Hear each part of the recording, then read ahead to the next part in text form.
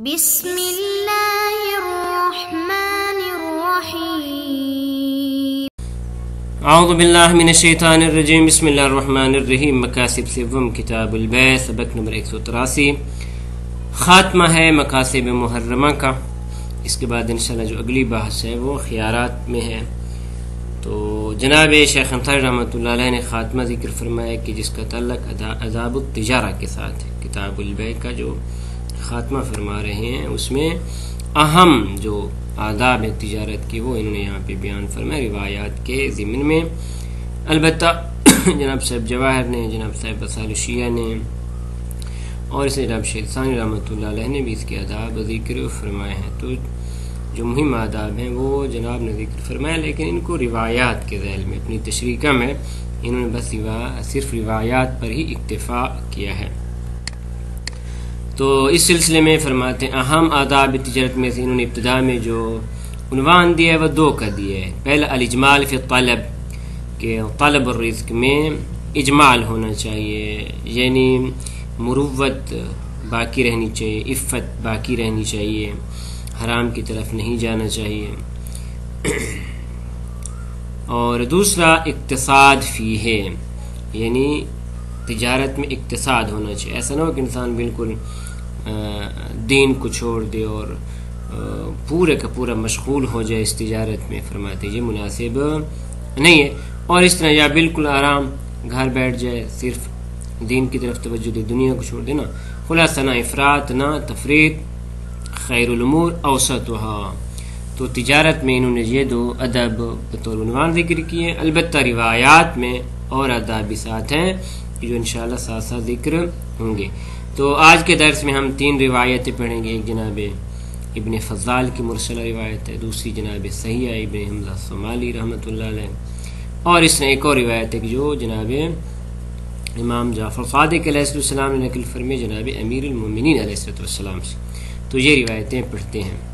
خاتمہ فی اہم آداب التجارہ، تجارت کے جو آداب ہیں ان میں سے مہم آداب میں تو فرماتے ہیں من اہم آداب التجارہ الاجمال فی الطلب، تجارت کے آداب میں سے جو اہم ہے ان میں سے نمبر 1 اجمال فی الطلب، طلب یعنی تجارت میں اجمال ہونا چاہیے، خوبصورتی ہونی چاہیے، بے معنی کہ انسان حرام کی طرف نہ جائے، مروت کو نہ جانے دے۔ بعض اوقات انسان جب طلب کرتے ہے تو مروت کو بھی ہاتھ سے چھوڑ دیتا ہے، اور یہ کہ فرماتے حلال کو چھوڑ کے پھر حرام میں مشغول ہو جاتے ہیں، فرماتے یہ مناسب اجمال ہونا چاہیے۔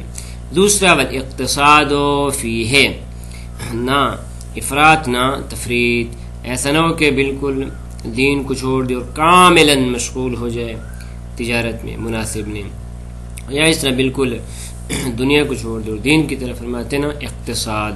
اب روایت، تو سب سے پہلی روایت ہے روایت مرسلہ ہے جناب ابن فضال کی ان رجل، درمیان میں ایک شخص ہے جس کا نام ذکر نہیں کیا گیا، اور بلاخر روایت پہنچتی ہے امام جعفر صادق علیہ السلام تک۔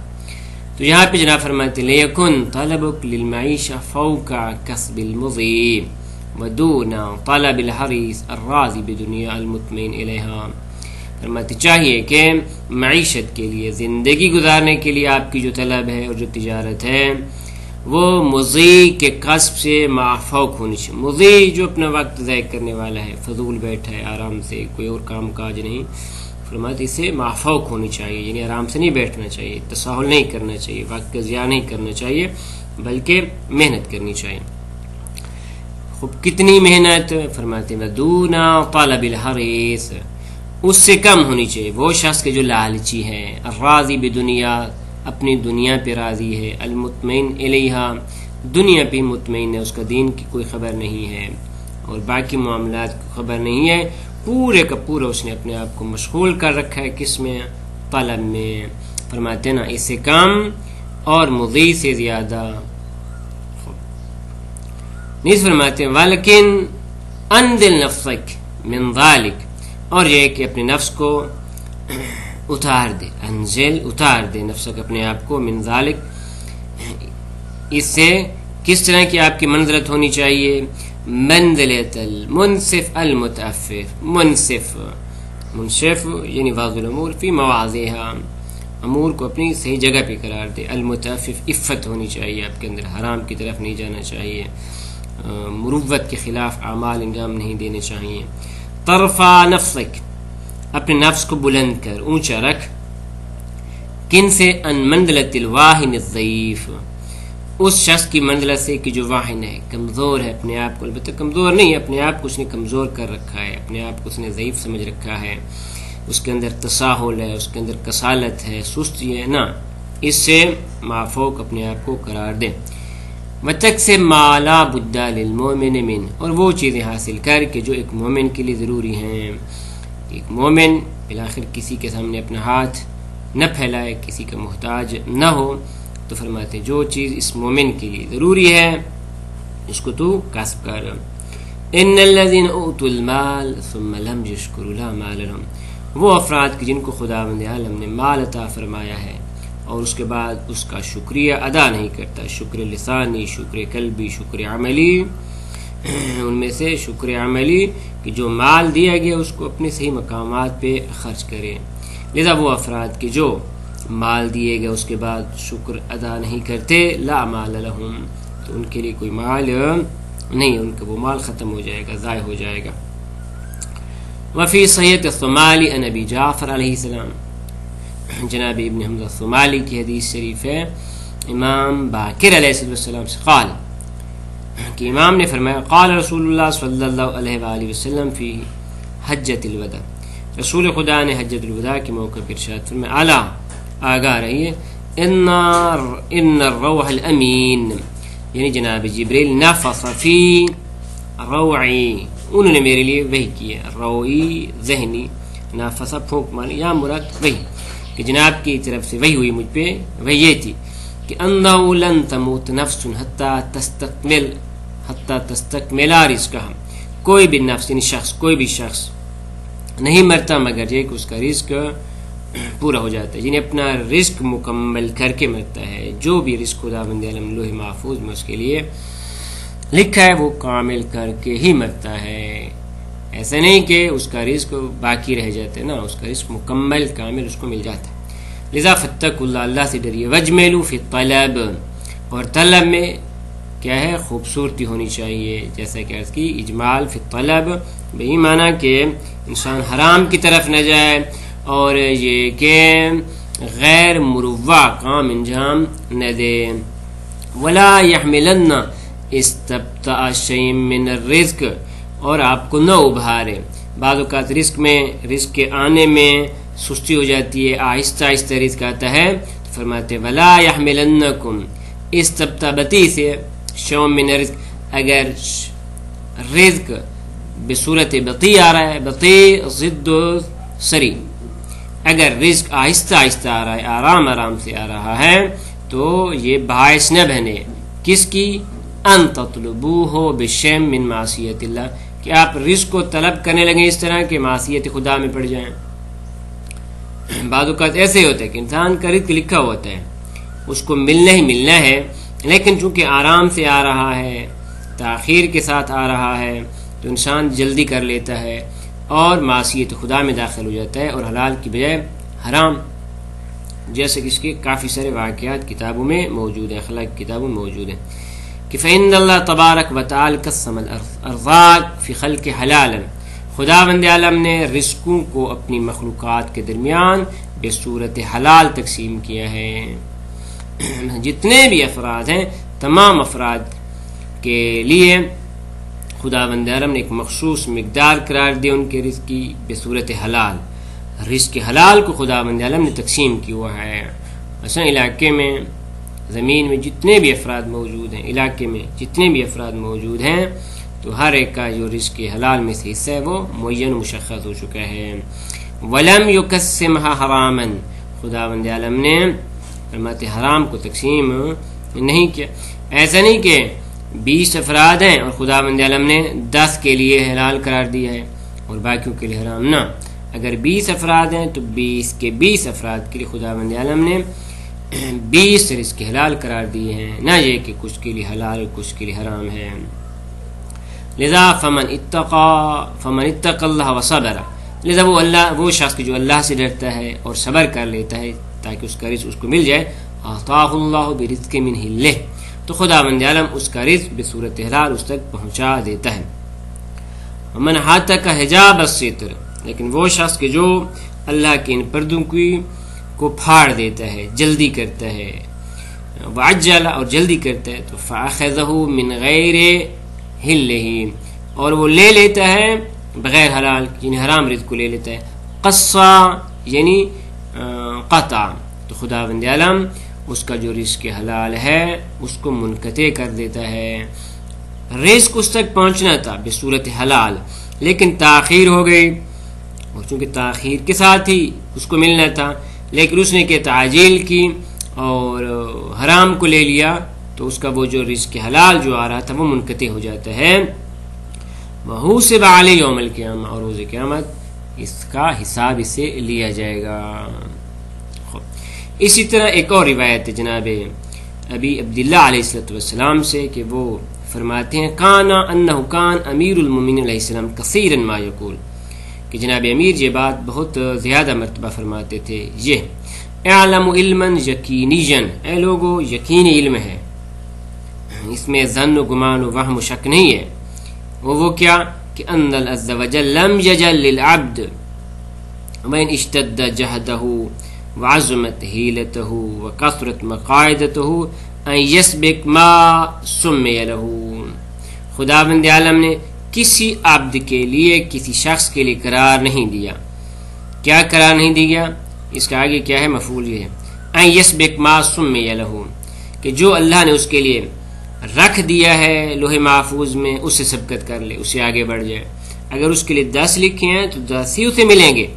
وَإِنْ اشتد جہدہ، اگرچہ محنت میں اضافہ کر دے، وعظمت حیلتہ، اور اسباب رزق زیادہ بنا لے اپنے لیے.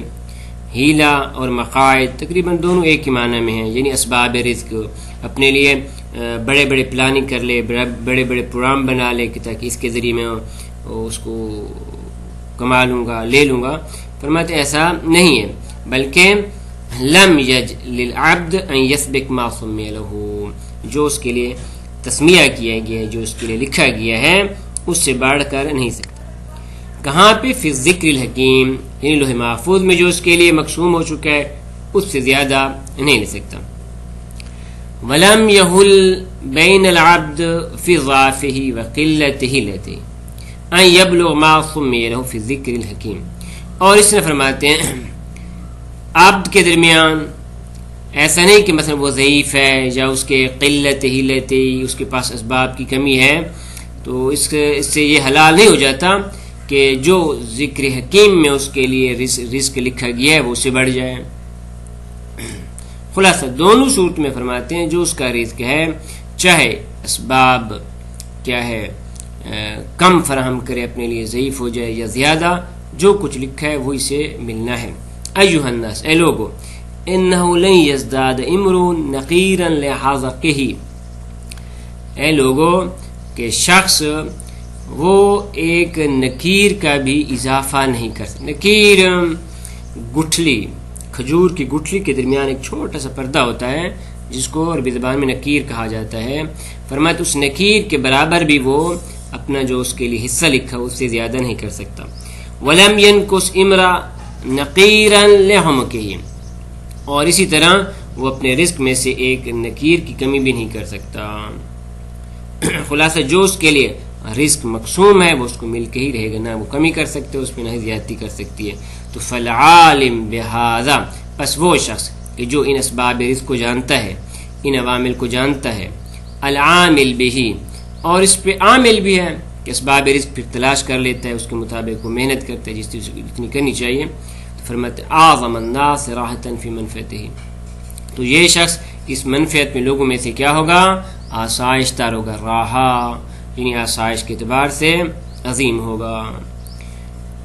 والعالم بہذا، اور وہ شخص جو ان اسباب وغیرہ کو جانتا ہے لیکن الطارق لہ، لیکن اس کے مطابق عامل نہیں ہے جس نے وہ شخص اول تھا.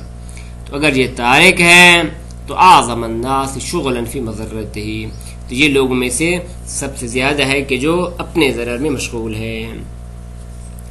وربا، اور بعض اوقات اگر آپ یہ کہیں کہ بھئی بعض کو تو بہت زیادہ مل رہا ہے، تو فرماتے ہیں وربا منعم علیہ، چھ بسا بہت سارے ایسے افراد ہیں کہ جن پہ اللہ اپنے انعام فرماتا ہے، کس لیے؟ مستدرجن بالاحسان علیہ، تاکہ احسان کے ذریعے اس پہ استدراج ہو۔ استدراج کی ایک مکمل بحث ہے کہ بعض اوقات انسان گناہ کرتا ہے، اس کے باوجود بھی خداوند عالم اس کو عطا کرتا ہے، باعث استدراج۔ وربا مغرور فی الناس، اور چھ بسا ایک شخص لوگوں کے درمیان مغرور ہے، یعنی اس کو یہ سمجھا جاتا ہے کہ یہ دھوکے میں ہے، مصنوع لہ، جو خداوند عالم نے اس کے لیے قرار دیا ہے وہ اس تک پہنچے گا۔ فَأَبْكِ أَيُّهَا الصَّائِمُ مِنْ صَائِقٍ، پس وہ کہ جو رزق کی تلاش میں کوشش کرنے والا ہے، فَأَبْكِ، اپنے آپ کو باقی رکھ، وَأَقْصِرْ مِنْ عَجَلَتِكَ، اور کوتاہ کر اپنی تعجیل کو، یعنی جلدی نہ کر، وَانْتَبِهْ مِنْ سِنَةِ غَفْلَتِكَ، اور متوجہ ہو جا، بیدار ہو جا، من سینہ لا تاخذ سینۃ ولا نوم، یعنی وہ نیند کا جو ابتدائی حصہ ہے کہ جس کو سینہ کہا جاتا ہے، اونگ جسے اردو میں کہتے ہیں اونگ،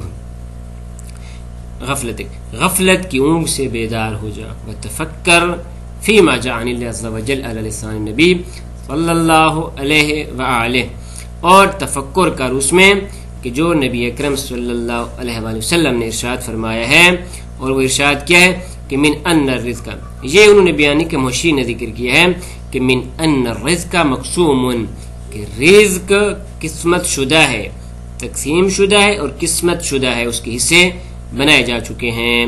کما قال سبحانہ وتعالی نحن قسمنا بینہم معیشتہم فی الحیات الدنیا، ہم نے لوگوں کے درمیان ان کی معیشت کو دنیاوی زندگی میں تقسیم کر دیا، قسمنا ان کے حصہ ہم نے کر رکھے ہیں، لذا حدیث مبارکہ میں بھی ہے کہ ان رزق مقسوم، رزق اس کی حصہ بندی ہو چکی ہے۔ خداوند عالم کے ارشاد گرامی بھی موجود ہے کہ نحن قسمنا بینہم معیشتہم، ہم نے لوگوں کے درمیان، موجودات کے درمیان ان کی جو معاش ہے دنیاوی زندگی میں وہ تقسیم کر چکے ہیں، اس کی قسمت بھی بنا چکے ہیں۔ وصلی اللہ علی محمد و اہل بیتہ الطیبین الطاہرین۔